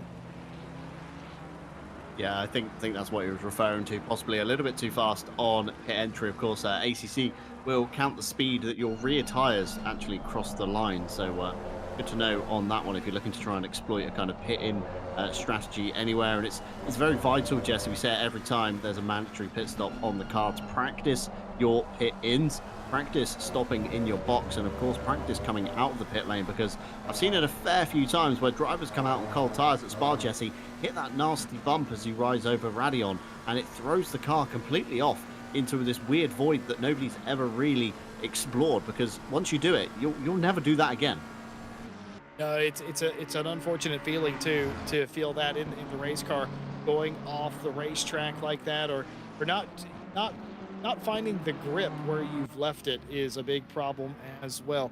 I had saw this and I was quite curious what gone on here. Here is Mehdi Bouskri in the 924. They've had their share of dramas today going off the racetrack as they entered the Coombe. They rejoined in Malmedy, nobody around them. Not quite sure if there was contact. I doubt there was. Nobody around them at the time. Just getting it a little bit wrong. All the pit stop sequence has been completed. The 28 off the racetrack in the double gauche, or Pouon if you prefer. Everybody else continuing on. Has something happened to Callum Kerrigan? That is the 28 car. Oh, and they make it all the way to the wall, and that is massive rear end damage. A lot of the wing taking the brunt of that for the 30th place car. Callum Kerrigan having a race that they will likely want to forget in short order. Mike Redford fighting cars here. Hasn't got quite the gap that they had as far as pro cars in between him and second place Kubaki, but still has the lead and still has the better part of 10 seconds or more. Redford still concerning themselves only with fighting cars outside of their class, as is the nature of a mixed class race like this. Of course, Shipston trying to stay in front of him, has every right to fight it. Redford, of course, has every right to try and get by. I think Andy Boardman's been in the wall there, Jesse. Of course, Boardman has already pitted, so no real reason why he should be on driver's right as he rose over Eau Rouge and Radion. Looks like he's thrown it into the wall. Big front end damage on the Ferrari. It seems like a lot of people are having the kind of detrimental, like loose rear end. Callum Kerrigan, we've already seen him go around once, and of course we have seen him go around again. Of course, having rear impact on the McLaren, it isn't going to be that great, especially in a car that's set up very loosely to begin with. He's really going to be feeling it if he's continued on, and Andy Boardman looks like he's pulled himself to the pits and pulled the garage door down and said enough is enough. Picked up a drive-through, probably trying to cut through Lecum, I would say, Jesse, with the heavy front end damage. ACC's not liked it. He's gone through maybe a little bit too fast for the liking, and an instant drive-through penalty for the 69. So he will take no further part in today's race. Meanwhile, on board with Jake Boswell, still looking at the back, we've got Nico Kuizma and Shelgren still in the background there. Seems to close up an awful lot, Jesse Lee, initially, and then got to this kind of distance they are now and hasn't been able to gain any more. So, you know, Battle of the McLarens happening once again. 3 of them in a line, and just behind Shelgren, you've got Martin Lawrence in the M6, and that's a car you don't particularly want behind you, especially when you're giving it a slipstream, and especially at a track like Spa, as Kevin Boss looks to take a position here from Charlotte Robertson, I believe. All respect to Charlotte Robertson. Remember, they were backwards. They had a frontal impact with Phil Roberts, I'm pretty sure. And for them to still be around the 30th place position is actually quite impressive, to say the least. But Kevin Boss from Wheelie Slow taking that spot for the time being. Just going back to Andy Boardman for a second, that is your championship leader in Split 1. That's your pro championship leader having a huge incident. And speaking of having a huge incident, absolutely nothing of the sort happening, in fact. But Boardman into the pit lane with that penalty, and are they moving or not? I don't think they are moving, as they are stationary, so they're not only going to lose the championship lead today, this might drop them just about out of championship contention. It's possible they will get very few, if any, points here if they don't rejoin. You got to complete 80% of the race to be eligible for those points. So Boardman, your points leader in pro, having issues earlier on. Richard Withel, your points leader in silver, also having issues. And we thought we might get a front runner in the championship standings today. We are going to get one, at least in the silver class. This man, Mike Redford, is going to take over the silver championship lead and might have a significant lead because it should be Redford and George Barr. Barr is down in 23rd place. So yeah, Mike Redford is going to take control of the Split 2 championship here today. Yeah, something we, didn't think might happen. We wouldn't have thought would happen, of course, in the Spa round, although a great showing from Mike Redford, of course, in the mixed grid that is Split 1 and Split 2. And Burski looks like he is off again. Jesse Lee at the top of Eau Rouge, and Radion slaps the M4 a couple of times into the wall, turning the right way, although hold your brakes, he's coasted onto the racing line. Kevin Boss is going to be absolutely cursing in the car. Parked lengthways at the top there is somewhere where you certainly don't want to be, and he's still there, Jesse Lee. Wheel is turned, so the hardware of his computer is still recognized, although like he's just abandoned it, Jesse. I'm not sure what's happening here. I have no idea what's going on with Mehdi Bouskri. This is quite unusual going on here with this car, but allowing the car to roll there, that's one of the big no-nos in RCI racing. If you're unfamiliar with it here, the stewards, whether they be live or post-race, they look very dimly on not holding brakes in an incident in any situation. That car now has finally been returned to the pit lane, but scary, a car there would have been waved yellow flags leading up that entire section, sector 1, telling them that, and that's fine and all, but so many accidents here at the real Spa-Francorchamps happen exactly right there, even in waved flag conditions, waved yellow flags, simply because there's not a great way to tell them exactly where the car is. And if it's in the middle of the racetrack like that, as you exit Radion, you're cresting the hill, quite frankly, there just isn't enough time to make any sort of reaction at that speed, at that camber, and in these cars to get away from that. That was a very dangerous position, but excellently driven by everybody to get around that accident, to not even knowing where it was, but just to avoid the car that was quite obviously in the middle of the racetrack to us, but to them would have been completely blind. Well done. Yeah, very heads-up driving from everyone there, I would say. And, this is where the kind of the spotter aspect of ACC would, come into effect in, endurance races. You've always got one guy with the driver kind of keeping an eye on the field to see what's happening, calling out any incidents you may have. But of course, in these sprint races, you don't often get more than one person on a team. It's normally the driver to manage their whole race and keep an eye out. So, what some people do is sit in, group calls with their friends. So if their friend has found that car lengthways before everyone else, they can of course give them a little bit of a heads up, stay left as you come through Eau Rouge and Radion over the top of the crest. Although easier said than done, of course, with the nature of the line of the turns, you do have to go very far left at the compression to swoop it in through the right. And we have a move gone here for Shelgren on the back of Jake Boswell around the outside of the Kaiju car. This is Kaiju on Kaiju action, and we saw it last time at Donington. It got a little bit heated, and it's already got heated here. Shelgren giving a hip and shoulder check to Boswell on the exit of the bus stop, and Martin Lawrence meanwhile with front row seats to all of this, and with him he brings another Martin with him, of course, Martin Ulrich just behind, both in BMWs, both in very different machines, the M6 and the M4. Going to be very interesting to see what the M6 can do. We said earlier, Jesse, it's an absolute monster on the straights. Of course, the double toe effect ahead from the two McLarens, going to be punching a hole in the air. Lawrence through Eau Rouge over the top of Radion. Of course, a very big car to wrestle about, tucking in the slipstream, although looks like he's kind of hindered himself a little bit as Martin Ulrich sets to be the big gainer in the mirror. The M4 nostrils getting ever closer on the car ahead, coming into the Lake Holmes section. Of course, nothing to be had. Everybody single file, everybody safe, although this is going to allow Shelgren possibly to drive away from Boswell at the moment. Well, you had BMW on BMW action, old versus new GT3 machinery going on there. Joachim Shelgren able to pull away just a little bit on Jake Boswell for the time being. New teammates in this season. I don't believe Boswell has ever raced for Kaiju before this season, so I'm pretty sure Shelgren has done. but new teammates to each other, racing each other quite hard. And I will say I do respect the Kaiju Racing team. They will race each other. They will race each other quite hard, and then sometimes they take exception to that and they get into each other. But beyond that, I feel like they're a tight-knit group of folks, and even whenever they have to report each other for incidents post-race, I don't think it's personal. I don't think they take anything personal. They leave it out there on the racetrack, friends off the racetrack kind of deal. Anything that happens on it, that's fine. Red mist and all that. Take the helmet off, though. Everything's calm, cool, you're friends again.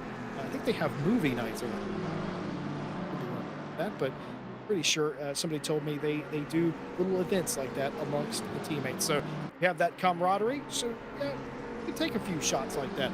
John, if you ran into me on the racetrack, I'd probably forgive you instantaneously. Just, you know, it's one of those things. You do it twice, though, I'm going to call you a dirty word. Martin Lawrence in the 404 trying to make the move on Jake Boswell, who's fallen off the back of Joachim Shelgren. Boswell going down to the inside to defend, but that might have been a surrender of the position line as he's going to give him the inside. Boswell may have just let Martin Lawrence through on purpose. He might have orchestrated that, or it wasn't just a bad turn, because here comes Jake Boswell again down towards La Source. He has a look, can't quite get there, and backs off. Respect between these two. Top runners in the pro class, if you ask me. Wily veterans is another term you could use as well. A lot of give and take, a lot of respect there played into this one. Yeah, two names, of course, that we recognise at RCI. Jake Boswell and Martin Lawrence been a part of the community for quite a while now. Maybe Boswell thinking the M6 is so good in a straight line, maybe we'll let it past and we'll sit in the toe of it down the Camel and see if we can gain anything to the charging Shelgren ahead. Although I think that battle has been lost. Of course, the M6 is going to be much slower in the corners compared to the McLaren, so maybe Boswell is going to end up holding himself up. All the meanwhile, Martin Ulrich, of course, just in the back of shot, looking to see if they can gain some more championship points on to the back of Jake Boswell. Of course, in a BMW sandwich now we find ourselves, although nobody with you know, team honors, should we say. We've got manufacturers honors between Ulrich and Lawrence, although I don't think Lawrence is going to be holding up Boswell anytime soon. He's going to want to be getting a move on to see if he can catch the back of Shelgren ahead. And all the meanwhile, at the top of the field, looks relatively quiet. Of course, Tobias Lang leads Jordan Daly. Gap still looking about a second there. Nico Kumpu has closed up to the back of Jordan Daly. That's down to nearly half a second. And Christoph Verstappen in his own kind of world at the moment, 14.3 seconds to the good on Nico Kumpu, although managed to find the Aston up into P4, Jesse. I said he's a bit of a dark horse, could upset the McLaren apple cart today, and he's certainly done that. You know, didn't qualify as strongly as we expected, but certainly managed the racecraft very well and kept that car completely out of the incidents, just outside the top three. Christoph Verstappen's just another breed of human being. He's super fast, super chill guy. Easy to talk to and to work with as well, and just a lovely human being all around. And I'm pretty sure you could put him in a rider here to finish top 10 in this race. Is just sort of the pace that Verstappen has. He has handicapped himself a little bit with the Aston, especially at Spa-Francorchamps. I think we could all agree, but sometimes drivers will do that on purpose. It's like training and doing exercises with added weights on. You do that to sort of warm up, and it's the worst it's going to be. I'm not saying Verstappen's done that, just simply that it's a completely different animal. You enter a car that maybe isn't the car to take, and you have a little extra fun with it, seeing how far up you can go. Verstappen's done that quite well. Several other drivers who we've documented in this race have taken older cars doing the same exact thing. The battle for P2 is well and truly on. Jordan Daly has been dropped by Tobias Lang to the tune of 1.75 seconds, but Daly now into the clutches of Nico Kumpu. I wonder if lap traffic played any into that, because Daly wouldn't have lost quite that much of time and not had Kumpu go by if there was any sort of incident. So that leads me to believe traffic has come into play, and that has put Nico Kumpu right up the backside of the Triple R car, the Rebound Racing 256, trying to make a last lap pass here.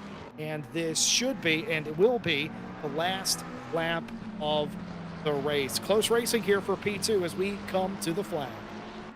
Yeah, Nico Kumpu of Rebound Racing is running out of time and corners very desperately on the He only triple needs R of one. Jordan Daly. He only needs one. He only needs a small mistake from Daly. Daly's next braking zone, of course, going to be the bus stop chicane. He's got to stand on the anchors on perfect time. Too early, it'll allow Nico Kumpu a little sniff at the next step of the podium, and too late, he'll of course run himself out of road entirely. A few drivers trying to hold up on the line, wait for the lead car to come through, although I don't think it's going to happen. Here comes Nico Kumpu to the outside. Can he make a move stick around the outside? This is a last desperation move. Daly on the inside gives a little bit of a hip and shoulder check. Nico Kumpu straight lines the corner. Daly with a flash of the lights and a displeasure.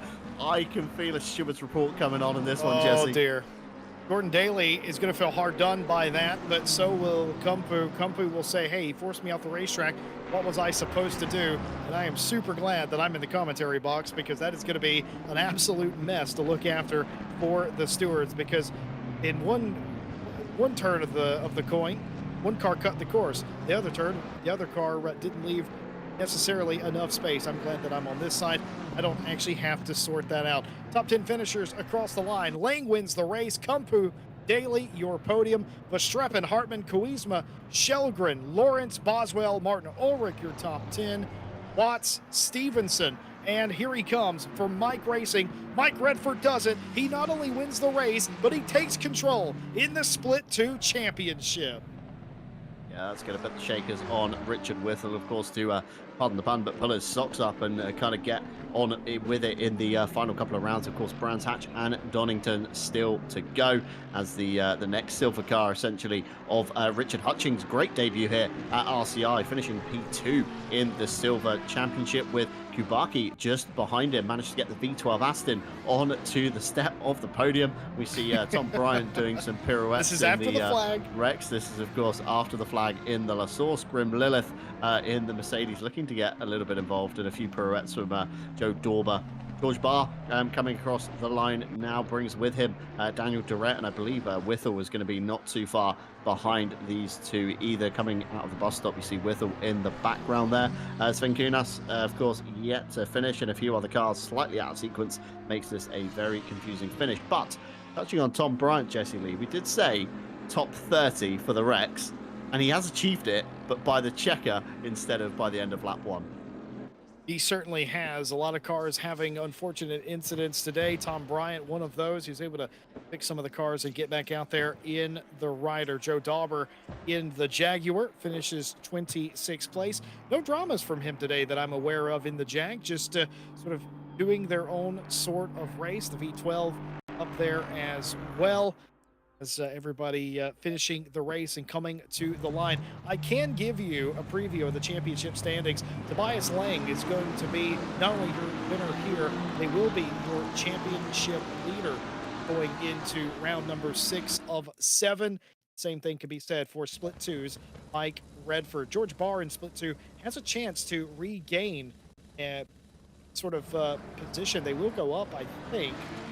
They should go up into P2 in the Split 2 champ, but they will be about 20 or so points off of Redford. A good race for George Barr, though, completely erases that. Between Tobias Lang and Christoph Verstappen, though, there's not going to be much in it, and it is still well and truly on. It's going to be a fight to the finish. And of course, next week isn't the last round, but we will be at Brands Hatch. They've got a hill with a paddock on it there, you know. We'll be there next week, back in the good old United Kingdom. Yeah, so flying back to good old Great Britain for the final 2 rounds, of course, Brands Hatch and Donington coming to you. Just going over the start incidents, I believe the replay broadcaster was a little bit messed up for us here at RCI TV. A few technical issues, but we will bring you the updates of what happened on lap 1. Of course, we saw a move there from the 924 on a Ferrari, turning that around in Eau Rouge and Radeon.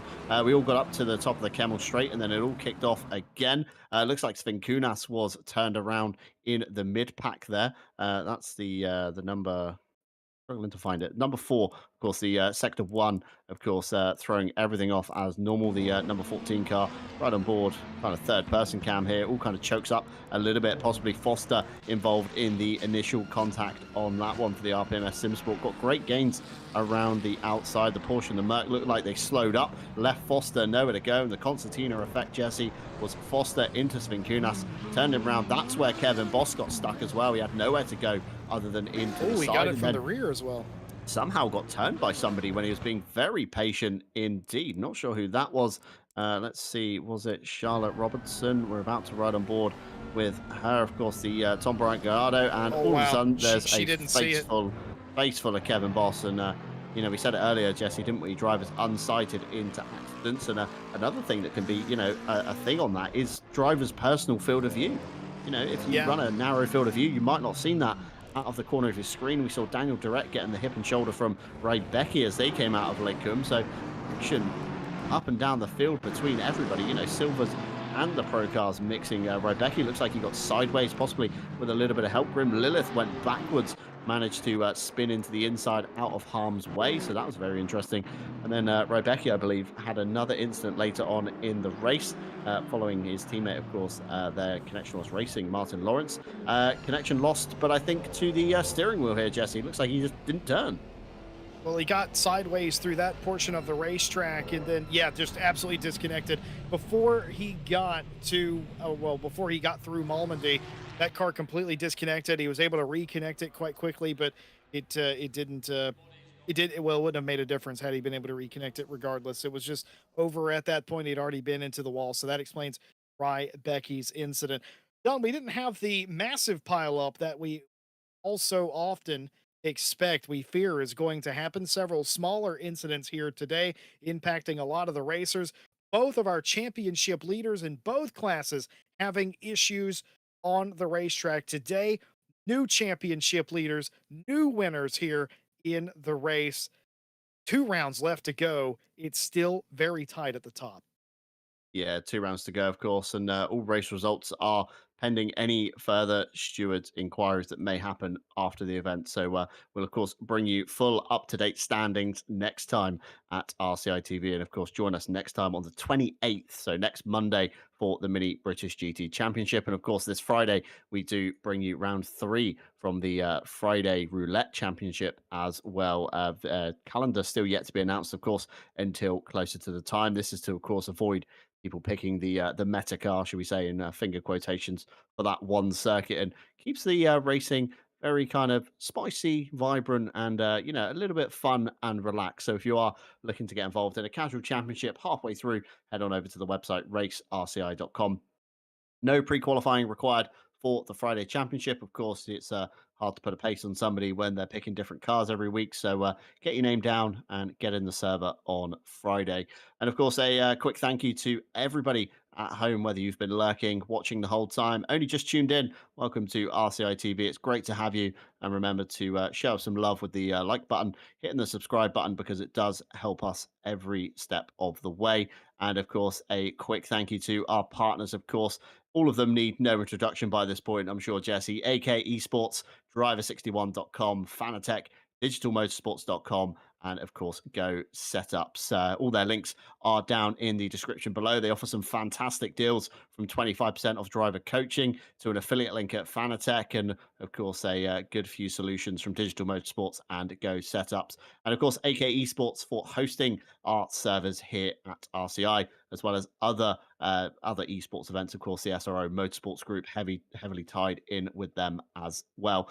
Fantastic event tonight, Jesse. Racing up and down the field, the split 2 drivers showing to some of the split 1 drivers, very surprisingly, Mike Redford with a great drive for his silver championship. And of course, Kevin Boss is probably going to look to flip this one on its head come next week at Brands Hatch to see if he can get a better result for his championship too. Certainly so. Normal service resumed in 1 week's time here on the Mini British Championship here on Mondays at RCI TV. 2 different splits. The pros is what we'll show you the entire live race of. We will bring you, as always, the highlights of Split Two's race as well in the broadcast. And it's going to be interesting to see what they do at Brands Hatch, a race that typically is fought very close and settled on the racetrack. Actually quite curious how that's going to work out. Quite curious what the cars to beat are going to be there as well. I just know that those that had a tough day here at Spa, they can't wait to get back to the UK, see what they can do with this. Yeah, absolutely so. And I think McLaren are going to be getting a few calls tomorrow morning, Jesse, for a few body parts to get the cars back up to scratch again for Brands Hatch. And speaking of McLaren's, Mike Redford has reported on what his boo boo might have been. Approaching the pit line, 58 kilometers an hour, managed to scrub the final remaining 8 kilometers off by the time the rear wheels crossed the board. So got very lucky with that one. And you could say in YouTube chat, there is a God after all. So yeah, yeah, got very lucky with that one. But of course, for tonight, that is all we do bring you from RCI TV. You can, of course, join us on Friday for our mini roulette championship. So we look forward to seeing you there. And of course, you can catch myself and Jesse Lee back with the mini British GT Championship next Monday, the 28th. Same time, same place. It's been fantastic having you all here. We hope you've enjoyed the show tonight, and we hope to see you another time on RCI TV. Take care.